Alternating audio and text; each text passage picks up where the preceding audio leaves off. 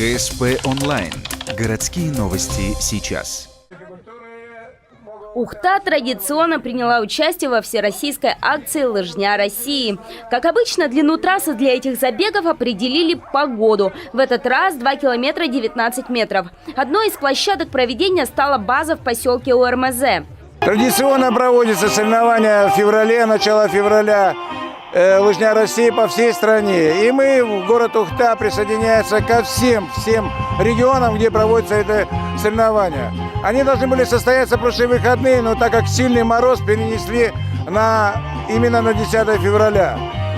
Тут и грипп помог нам немножечко, притормозил людей, которые не пришли на соревнования. Но, несмотря на то, что участников на этой лыжной базе было меньше, чем в прошлом году, на настроении любителей активного образа жизни это никак не сказалось. Повезло ухтинцам в этом году и с погодой. Необычно высокая температура воздуха для наших широт в феврале. Она была минус 2 градуса, словно сама за себя говорила: все бегом на лыжню.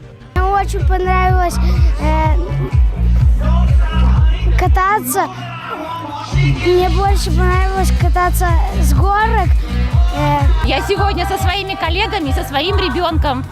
Погода супер, располагает, все здорово. Нам понравилось. Мы получили заряд бодрости, энергии на всю рабочую неделю. Замечательно все. Я с сыном своим. Каждый год участвую. Лет 5, наверное. Кстати, эта акция ежегодно собирает на лыжне совершенно разных людей. Самой опытной спортсменке на этом забеге 83 года. Ее активность и жизнерадостность промотивируют даже самых заядлых домоседов. Спортом занимаюсь очень давно, с детства. И советую не сидеть дома, принимать активное участие, и все будет в порядке.